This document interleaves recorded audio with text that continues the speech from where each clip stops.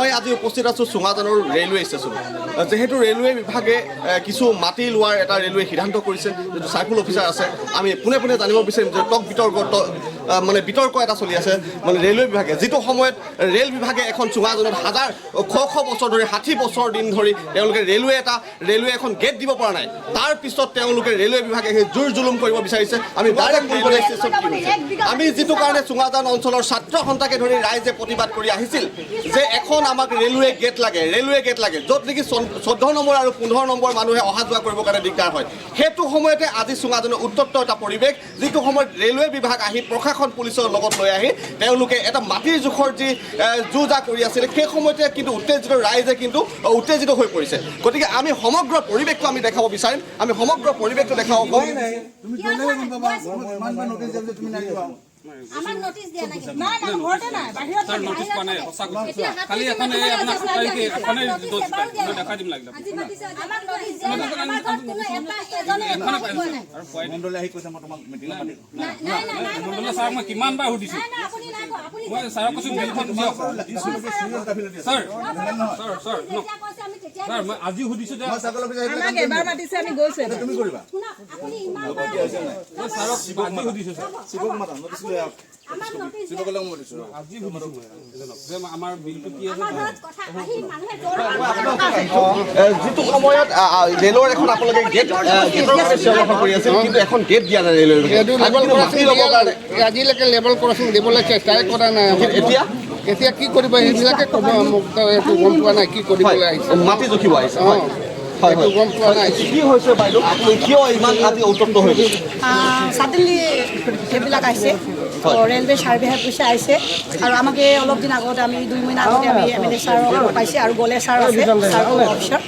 তেতিয়া সেইবিলাক কৈছে আমাকে, আমি কৈছে আমাৰ এমাউণ্টটো আহিছিলে, কম্পেনচেশ্যন দেখাইছিলে 32 লাখ আৰু মই এইটো ৰিফিউজ কৰি দিছোঁ। এইটো 32 লাখটো আমাৰ হোৱা নাই উচিত মূল্য। তাৰপাছত আমিবিলাক একটা কাউন্সিলিং বহিছিলে, তাত ডিছকাছ হৈছে মিটিং, আৰু তাৰপাছত মোকে কৈছে মানে কিছুমান অফিচাৰবিলাক থাকিছে, গলে ছাৰ চাৰ্কুলাৰ অফিচ থাকিছে, আমাকে কৈছে আপুনিবিলাক কিনিলে আপুনি উচিত মূল্য লাগে ক'লে আপুনি প্ৰটেষ্ট কৰক। তো আমি প্ৰটেষ্ট কৰি আছোঁ, প্ৰচেছিং হৈ আছে।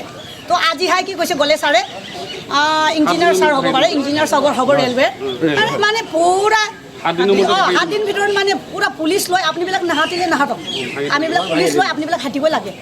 আমিবিলাক ইভিকশ্যন কৰিছোঁ কৈছে জংঘলত, জংঘল নহয়তো ন, এইটো জংঘল নহয়তো, এইটো পাত্তা মাটিতো, এইটো ৰিজাৰ্ভ মাটি নহয় না, এইটো ফৰেষ্টৰ মাটি নহয়তো, আমাৰ এইটো ম্যাদী পাত্তা আছে। আৰু 30 লাখত এক কঠা মাটিৰ দাম 32 লাখ আছে চুঙাজানত। মই কিনিছোঁ অলপ দিন আগতে। আমাৰ মাজত বহুতো স্থানীয় লোক আছে, আমি পোনে পোনে আমি যাব বিচাৰিম, যিহেতু ৰেলৱে বিভাগৰ মানুহ আছে, চাৰ্কুল অফিচাৰ আছে। হয়, আপুনি ৰেলৱে বিভাগৰ হয়?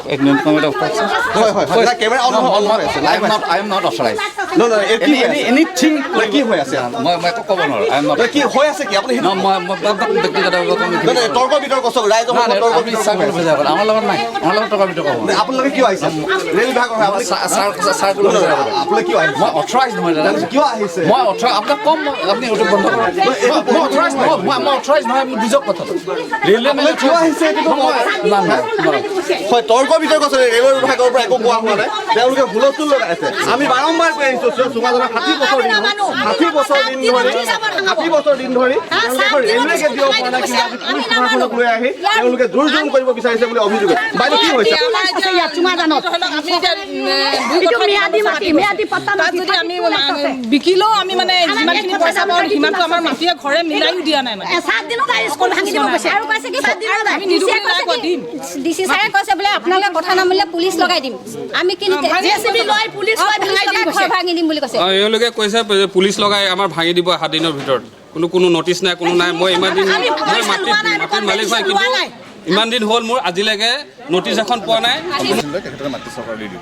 ছাৰ, আমি এটা কথা আমি বাৰম্বাৰ আমাৰ নিউজৰ যোগেদি প্ৰকাশ কৰি আহিছোঁ, যিটো সময়ত লেভেল ক্ৰছিঙৰ কাৰণে 60 বছৰতকৈ ওপৰ হ'লেৰে এটা চুঙাজানৰ লেভেল ক্ৰছিং এটা ৰেল বিভাগে সেই ব্যৱস্থাটো নকৰি আজি মাটি পটাৰ দি পইচা দি ল'ব বিচৰা, ইয়াৰ কি উন্নয়ন কৰিব বিচাৰিছে তেওঁলোকে? একচুৱেলি ৰেলৱে ক্ৰছিংটো অলৰেডি আছে, মই চাইছোঁ প্লেনত, এতিয়া ইয়াত দি আছে ৰেলৱে ক্ৰছিং।